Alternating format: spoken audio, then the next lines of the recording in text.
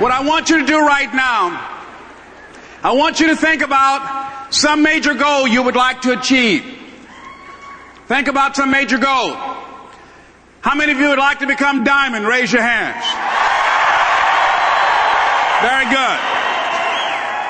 Well, here's what I want you to do, ladies and gentlemen. I want you to repeat after me certain things that I'm going to say to you. Now, I want you to begin to say this and begin to look at this. You know, there are goals that we can have in life that right off from the beginning we can't say that we can do those things. But something we can always say, ladies and gentlemen, that will allow us to be honest with ourselves, that will allow us to maintain a sense of integrity with ourselves, that we're not pumping ourselves up, that we're being honest, and we know it's true. I want everybody to repeat it after me, please. Just say together, it's possible. It's possible. Yes, whatever that goal is you have. I want you to know, I don't care how far-fetched it might appear to be to your family members or your friends, or even to you. When you look at the Dexter Yeagers, when you look at the various people that come up on this stage, I want you to know that many times within ourselves that we will have a sense of intimidation, that many times we will doubt ourselves. I had the opportunity to speak for Dexter Yeager's organization. I've been speaking for motivational audiences and doing professional speaking for years. No one could have convinced me when I came here. I could not have said to you that when you see me at your next convention, wherever that might be, that I would have, by going after my dream, using the principles that Dexter talks about and the diamonds that you work with talked about, looking at and embracing the whole concept that no guts, no glory, that no one could have convinced me, ladies and gentlemen, that I would have 5 specials on public television. No one could have convinced me since the last time I spoke for your organization that I would have been able to build a multi-million-dollar corporation. See, ladies and gentlemen, there's something about that word, it's possible, and having some examples of success. See, in April 1954, the belief was on the planet that a human being could not run a mile less than 4 minutes. And then along came Roger Bannister, and he broke the 4-minute barrier. Now, here's what's phenomenal about that. Up to that point, it had never been done in the history of the world. And that same month, after he did it, several other athletes did it. And from that day to this day, over 20,000 people have done it, including high school students. What changed? Gravity? The type of sneakers that they wear? No, the only thing that changed was that those people knew it's possible. That if Roger can do it, I can do it. I was looking at Zig Ziglar giving speeches for years. I was sitting at an audience just like you. For 14 years I used to watch and go and see the various speakers that I admired and loved, and the Earl Nightingales and the Dr. Dennis Whateleys. And I just, for 9 years, didn't pursue it. And then finally one day I said, it's possible that if he can do it, I can do it. What inspired me? I saw 2 little guys, Greg and John Rice. Those little people. I said, wait, if y'all can do this, Lord, I know I can do this. I've got to. I got to have a shot. See, if anyone has become diamond, then it's possible that you can become diamond.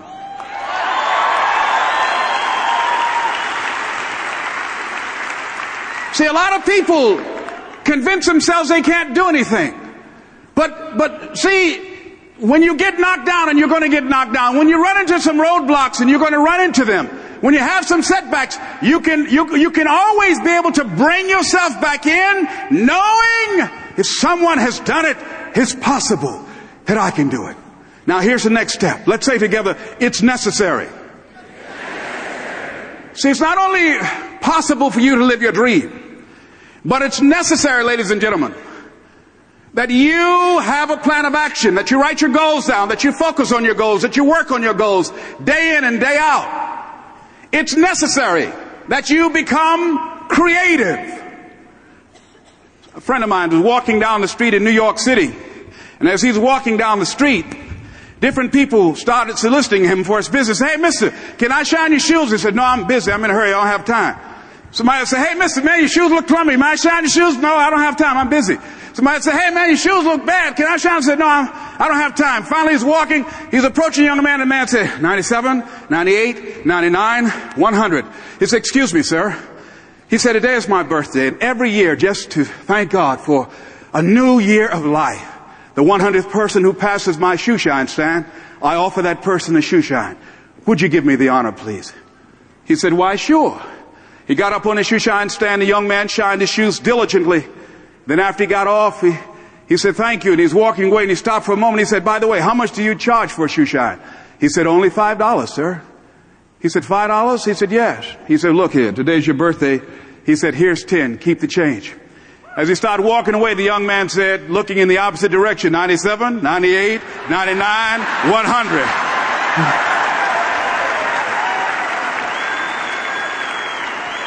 That if you're going to make it in business today, that you've got to be creative. Somebody said insanity is doing the same thing in the same way, expecting a different outcome. You have a great idea, you have a great system, you have a great product, you have a great business. If it's not working, it doesn't mean that it doesn't work. All it means is that your approach isn't working. And so now you've got to become more creative. Now you've got to go back to the drawing board. Now you need some more coaching. Now you need some more direction of what you need to do, to take some corrective action to get you on the path. How do you know it can happen? You know because others have done it, so it's possible that you can do it. And what is necessary is, it's necessary that you work the system. It's necessary that you take the coaching, take the directions, look at the people that are doing it, that are successful, and emulate them. And it'll work.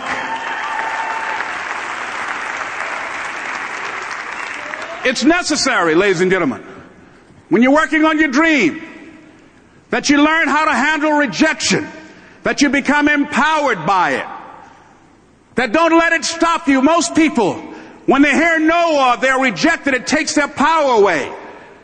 And they become discouraged. They lose their spirit. They lose their energy. They stop. No. I can tell you, ladies and gentlemen, it's a long journey from an abandoned building in a hard linoleum floor in Liberty City, where my twin brother and I were born. If my adopted mother, if she were here this evening, she will tell you that it was not an easy life. It was necessary that we go through some hard times. And to get here, it's a long journey. It's necessary to face a lot of rejection, a lot of no's. I don't have any college training. I don't have any credentials. I've spoken for AT&T, McDonald's Corporation, General Electric, IBM. I've never worked for a major corporation. Please understand, it was necessary that I face a lot of rejection, a lot of laughter, a lot of no's in order to get here, in order to get there, to enjoy the level of success, to build a multi-million-dollar corporation.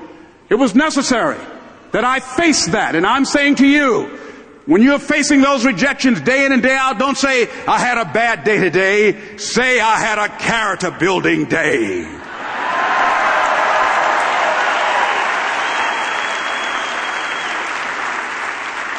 Never claim a bad day. A character building day. What did you learn? What did you get out of that day? It's necessary, ladies and gentlemen, that you look at the people in your life. Who do you have yourself surrounded with? It's necessary that you surround yourself with people that see it like you see it, that are dreamers. It's necessary that you associate with people that want more out of life, people that have a sense of mission and have some passion about life. It's necessary, ladies and gentlemen, that you get the energy drainers out of your life, the dream busters. Get them out of your life. They will deplete your energy. It's necessary that as you look at your dream, that you build a strong support base, that you learn how to give of yourself and give support, because what you give is what you get. I had a high school teacher that said, love and happiness are perfumes you can't sprinkle on others without getting a few drops on yourself. So it's necessary that you give yourself a very strong support base. And don't try and convince people to come in your business who don't see it. Don't try and sell them on it. A man convinced against his will is of the same opinion still. If you have to sell them on getting the vision, you have to keep on selling them again and again and again. Life is too short and unpredictable trying to sell people on financial independence, trying to sell people on taking charge of their destiny. If they don't have the vision, you can't give it to them. So you've got to keep moving. It's necessary in working on your dreams that not only that you work the plan, that you give yourself an advantage by surrounding yourself with people that see it for you, that you ask yourself, what kind of person must I become in order to produce those results? What training will I need? What information? What kind of attitude must I have in order to accomplish that, in order to become a diamond? What is it about me? What are my weak points? You got to assess yourself. What are my strengths? What is it that I know? See, when you want to become a diamond, your whole attitude change, your whole mindset, your thinking, your relationships, the decisions that you make, how you spend your time, your energy, all of it changes. See, this is something that you can't be in this business. This business has to be in you.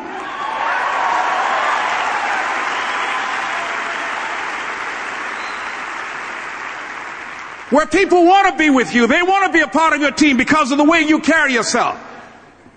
Because of your energy. Because of how you take care of them. This is a customer service driven economy. You want to find ways to service people. A lady had a news conference and she was summarizing the extra service that her company was providing for their customers. And she said, and I like this, she said, it's not our intention to please our customers or to satisfy our customers. It is our intention to amaze them.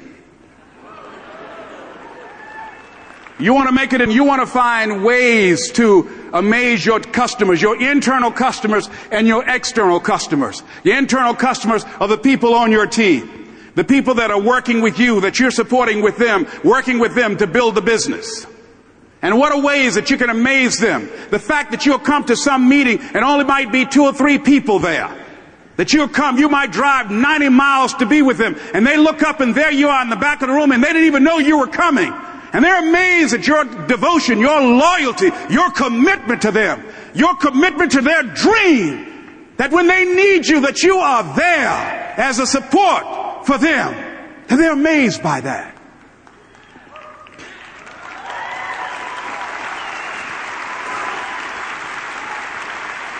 Not only is it possible to live your dreams, it's necessary that you take certain kinds of steps, ladies and gentlemen, but it's you.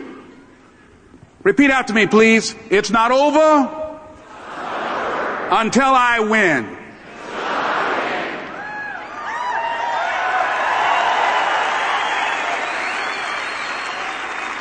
I was playing Connect 4 with my son, John Leslie. I beat him about 15 games straight. John Leslie is 9 years old. I said, John Leslie, I got up and I stretched and I yawned. I said, Dad is sleepy now. So I'm ready to go to sleep. He said, oh no, Dad. He said, you can't stop now. I said, why not? He said, it's not over until I win.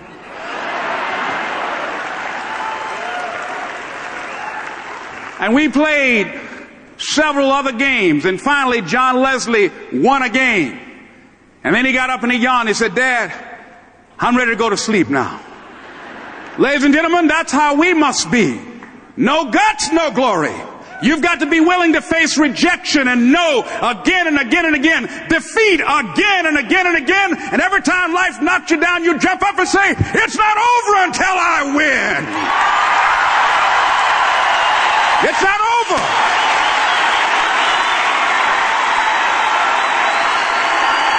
It's not over. It's not over until I win diamond. It's not over. Oh, it's not over yet.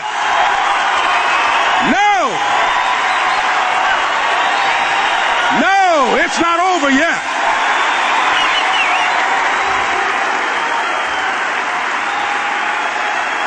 Don't count me out yet.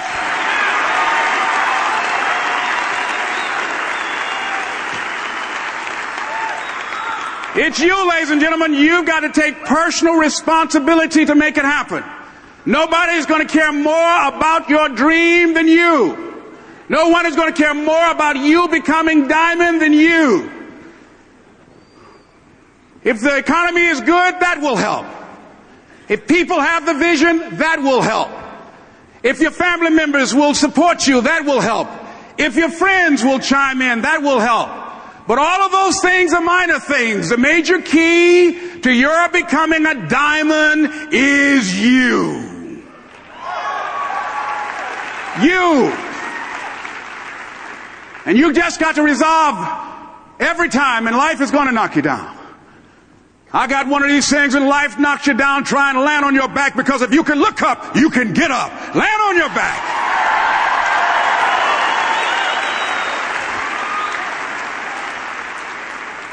So it's possible that you can live your dream.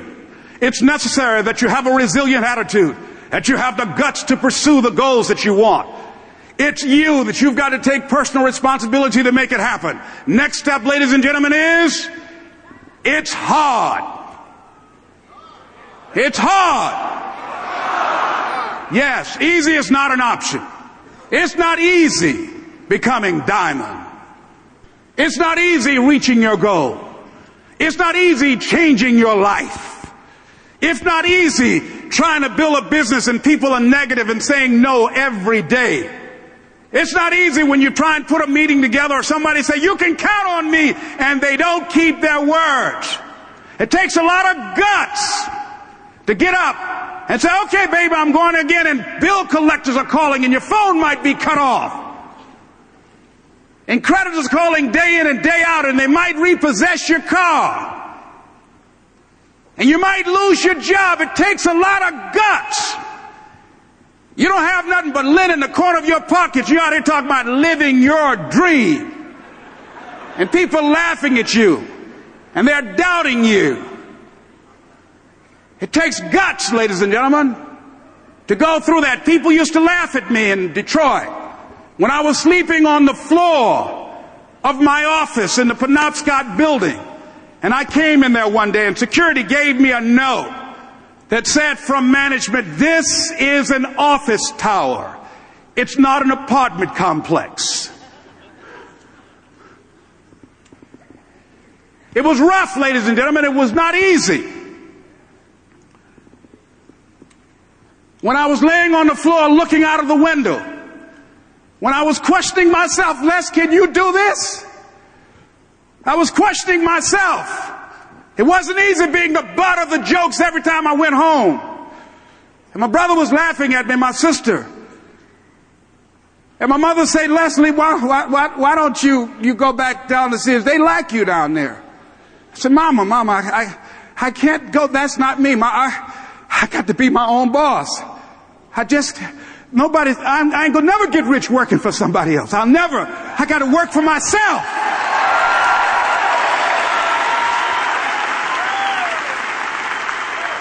People are going to think you're crazy. And sometimes you're going to think you're crazy. You're going to question yourself. When I went out and said, where's my car? And I called the police department. They said, well, when was the last time you made a car payment? I said, what does that have to do with it?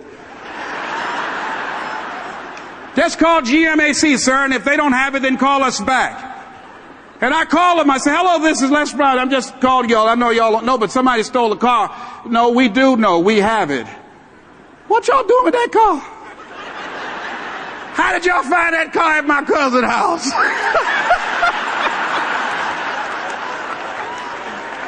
It's hard, ladies and gentlemen.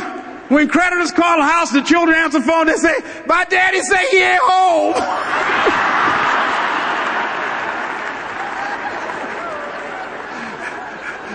It's hard. It's hard keeping your spirit up. I remember before I was engaged to Gladys, I was telling her, she said, you ever been engaged before? I said, yes. She said, what happened? I said, well, 3 years ago I was engaged. The lady broke the engagement off. I said, why?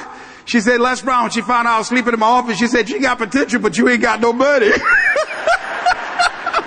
I want somebody who want me for me, not for what I got. Who love me for me. So it takes guts to pick yourself up when you experience setbacks and people don't see the vision and no one else believes in you.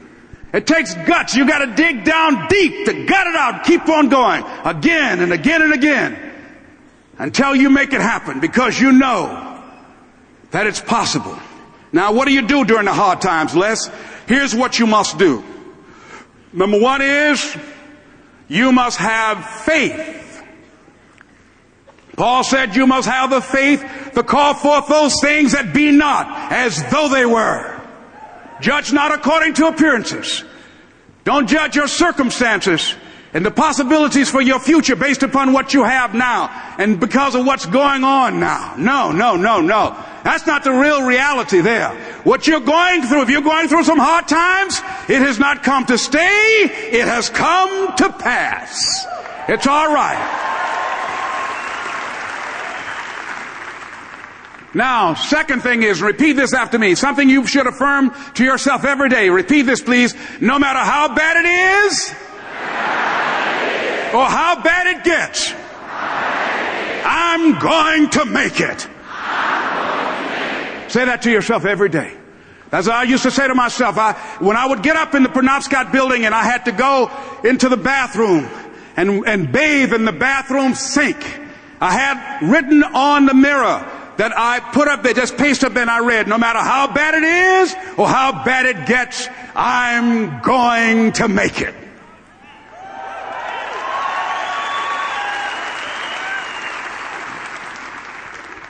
So you've got to have faith. You talk to yourself. You say that affirmation. The next step is you must have patience and engage in consistent action. Patience and engage in consistent action. See, everything does not always happen, ladies and gentlemen, when we want it to happen. It doesn't happen quickly. So in that process, they have something in the Far East called the Chinese bamboo tree. The Chinese bamboo tree, every day it has to be watered and fertilized. It's a very hard nut, and it takes 5 years of watering and fertilization every day, according to American Geographics, before it breaks through the ground. At any time, if the watering process and the nurturing and the fertilization process is stopped, the Chinese bamboo tree will die in the ground. Now, once it breaks through in that 5th year, then in 6 weeks it grows 90 feet tall. Now the question is, does it grow 90 feet in 5 years or 6 weeks? The answer is obvious. It takes 5 years. That's how long it took to grow it, to build that foundation, to nurture it, to water it, to build the reputation, to build the credibility, to learn the market, to learn people, to learn yourself, to learn the system, to learn how to do it, to figure it out. That's why you must have patience and engage in consistent action. We live in a world, ladies and gentlemen, where people want instant gratification. They want it right now. They want to be a Dexter Yeager, but they're not willing to pay the price to do what it takes. They think it was easy. No. It's simple, but it's not easy. It's a system that if you work the system, it works if you work it. But make no mistake about it. It's hard. And you are the determining factor. Here's something else. It's possible you can live your dream. It's necessary that you have goals, that you write them down, that you surround yourself with a support team, that you are creative. It's you that you must take personal responsibility to make it happen. George Bernard Shaw said, the people that make it in this world look around for the circumstances that they want, and if they can't find them, they create them. It's hard. No, easy is not an option. However, ladies and gentlemen, what you will discover is that it's worth it. It's worth it. I suggest to you, if you want to become diamond, write down 5 reasons of why it is worth it for you to become a diamond, to experience that level of achievement. What is it that will give you the drive? What is it that will ignite the courage in you to get up and come back again and again and again? How is it that you would be able, what reasons that can tap in to that deep down feeling that goes to your gut, that no matter how many times you get knocked down, that you're coming back? What is it? Write it down. Let me tell you something, ladies and gentlemen. You saw that picture up there, the lady, Mrs. Mamie Brown. I'm flying from here tomorrow morning to be with my adopted mother. And I'll be with Mama tomorrow. Every Mother's Day, I don't care where I am. I go home Mother's Day. Everybody knows November 6th, my mother's birthday, I'm home. And I try to go home as often as I can. When I started and left Miami pursuing my dream, because I knew that as long as you work for someone else, they are controlling your destiny. I didn't want anybody signing my paycheck but me. I knew that it was going to be difficult. I knew it was going to be hard. But every time I thought about giving up, and there were times I did, because where I am, ladies and gentlemen, it's a long shot. You think being a diamond is a long shot. This is a miracle. This is a long shot. And I had people laughing at me. Les, you're talking about being a motivational speaker? You have no college training. You were labeled educable mentally retarded. You failed twice in school. They put you back from the 5th grade into the 4th grade, and you failed in the 8th grade. You've never worked for a major corporation, and you are going to become independently wealthy. Right. They laugh. They're going to laugh at you. People are going to laugh at you. Well, let me tell you, I believe in revenge like Frank Sinatra. He said the best revenge is massive success.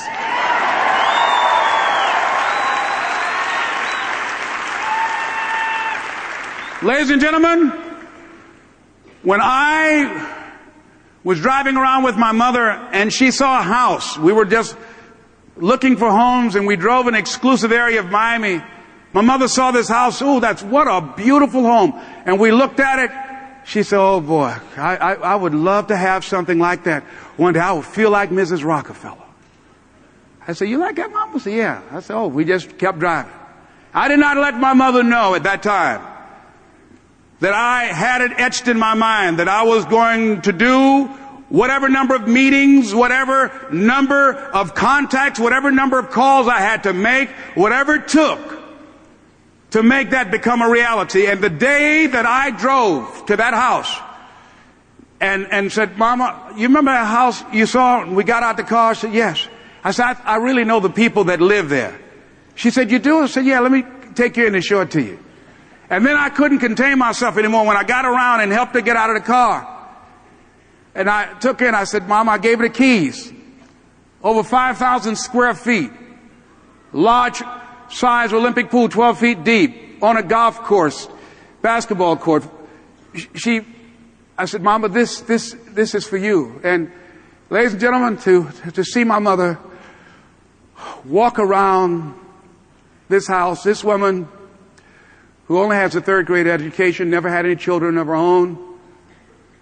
And she walked around and she said, oh Lord, oh thank you Jesus. No one would have ever told me this would have happened to me. She said, Leslie, she said, you know, that day when I went in that building and they told me this lady had these boys that she wanted to put up for adoption.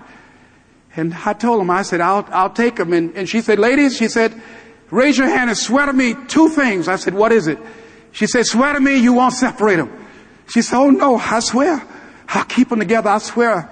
I've never had no children. I swear I'll keep them together. She said, swear to me, lady, that you won't ever tell them about me. She said, I'm married and I got pregnant while my husband was at war. She said, swear to me you won't tell. She said, I swear I won't tell. She said, okay, you can have them. She said, when I came out that house, I was looking at y'all. She said, I didn't know how I was going to do it. She said, I was working at the M&M cafeteria. She said, I didn't know how I was going to raise y'all. I just knew somehow the Lord would make a way somehow. And I never thought this would happen to me.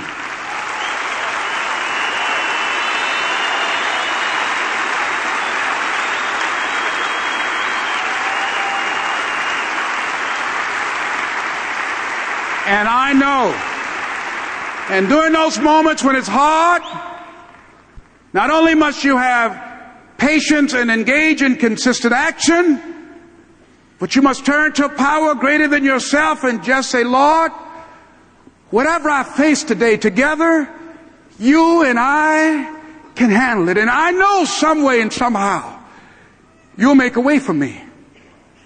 You'll make a way for me. Ladies and gentlemen, there are many nights I walked the floor and did not know how I was going to make it. And you must feel during those times, he said, I'll never leave you nor forsake you. There are times, all the motivation in the world cannot help you, that you're going to have to lean on the power greater than yourself. Repeat after me, please. If I put God first, I'll never come in second. Yes.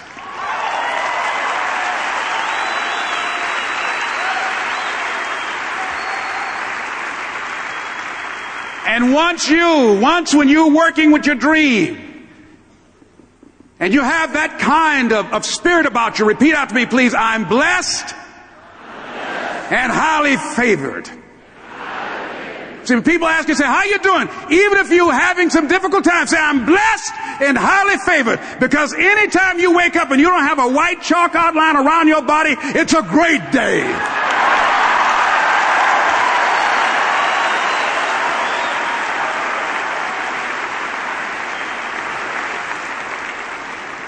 And so I say to you, it's possible you can live your dream if it's becoming a diamond, if it's having more, if it's achieving more, if it's being a better father, being a better mother, whatever it is, overcoming addiction, changing our society. It's possible you can live your dream. It's necessary that you have a plan of action, that you're resilient, that you stick to, and you work with the system, that you work with people, that you give support, and that you be there for them, that you have the vision and never give it up, that you become creative and relentless and keep on coming back again and again and again, and that it's you got to take personal responsibility to make it happen, and that it's hard. Easy is not an option. And when life knocked you down, jump back up and said, it's not over until I win.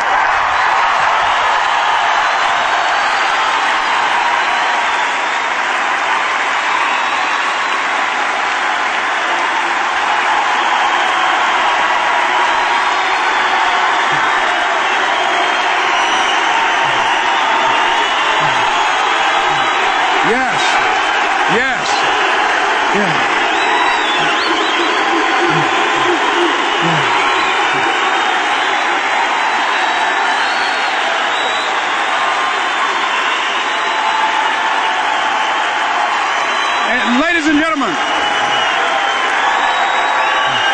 thank you. Thank you. Thank you. And when you know it's hard, and you write down those reasons that will energize you, that will inspire you when you want to give up, when you doubt yourself and you pull those reasons out, that will make it worth it for you. And once you find those things that will make it worth it for you, it will create a hunger within you that won't be denied. And then it is done. It's a done deal. It's done. You know people. You've seen people that you can predict early on. That person is going to be a diamond. You know it. How they carry themselves. How they take care of business, how they follow through, how they keep their commitments to their commitment, how they work the system, their energy level, their passion. You know it. The mark is on them. You know it. That one's going to make it. You know it. I went to a friend of mine's house the other day, and we were looking at our son who was watching Billy Graham on television, and everybody said, that young man's going to be a preacher. The mark is on him. We know certain people that mark is on them, and people must see that in you. I remember when a man was telling a story about a guy that was involved in battle, and he went in a buddy plan in the military with a friend of his.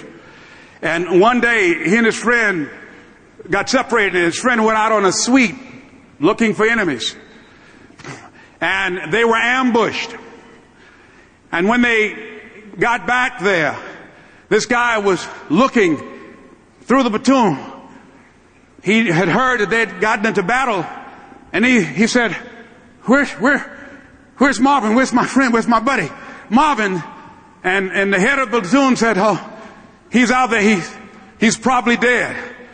And this guy went and got his helmet and got his rifle. He said, I'm going to get him. The guy said, wait, hold on. Look, he's probably dead.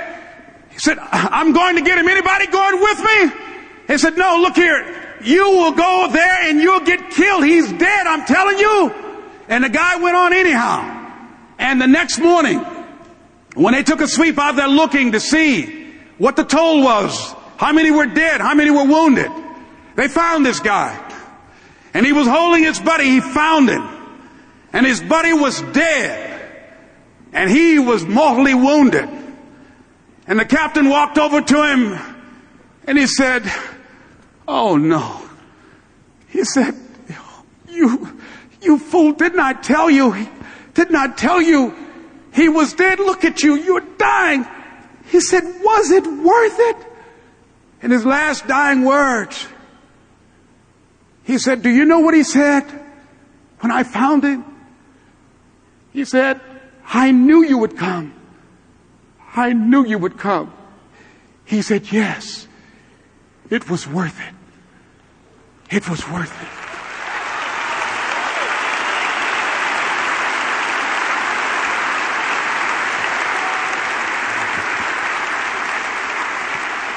The others didn't have the guts, ladies and gentlemen. They didn't have the guts to go. This is the kind of organization, this is the kind of legacy the Jaegers have built. They have that kind of commitment to you and to your dream and to your aspirations at a time when people are afraid of challenging times. You got to have people to have that kind of gut under fire, that they'll still stand with you. They'll still be there for you. No guts, no glory. I want to leave this with you. I don't know what you want to do right now, but I hope that over these next few hours, all the speakers, all the training, and all the major investment to make this possible, to assemble you here, to pursue your dreams, I hope that you keep in mind that it's possible for you to become diamond or whatever you want to do, that it's necessary that you follow the system, that you assemble yourself with people who share it for you, that you've got to take personal responsibility to make it happen, that you've got to resolve no matter how bad it is or how bad it gets, I'm going to make it, that it's hard, no, easy is not an option, but it's worth it, whatever those 5 reasons are, and once you realize it's worth it, it's done. And I want to leave this with you that I'm known by. And it says simply this, that I think that when you think about no guts, no glory, this is the embodiment of it that's on one of my tapes that I love, that says simply this, that if you want a thing bad enough to go out and fight for it, to work day and night for it, to give up your time, your peace, and your sleep for it, if all that your dream and scheme is about it, and life seems useless and worthless without it, and if you gladly sweat for it and fret for it and plan for it and lose all your terror of the opposition for it, and if you simply go after that thing that you want with all of your capacity, strength and sagacity, faith, hope and confidence, and stern pertinacity, if neither cold poverty, famish or gulf, sickness or pain, a body and brain can keep you away from the thing that you want, if dogged and grim you besiege and beset it, with the help of God, you'll get it. This is Mrs. Mamie Brown's baby boy, Leslie Calvin Brown, saying it's been a plum-pleasing pleasure as well as a privilege. Thank y'all here. We sincerely hope that the ideas presented here assist you in the development of a strong and profitable business. And while no one can guarantee success, many have proven these ideas to be powerful tools in the realization of their goals and dreams. This is a copyrighted program of Internet Services. The purchase of this program is optional and unauthorized reproduction is prohibited. All rights are reserved.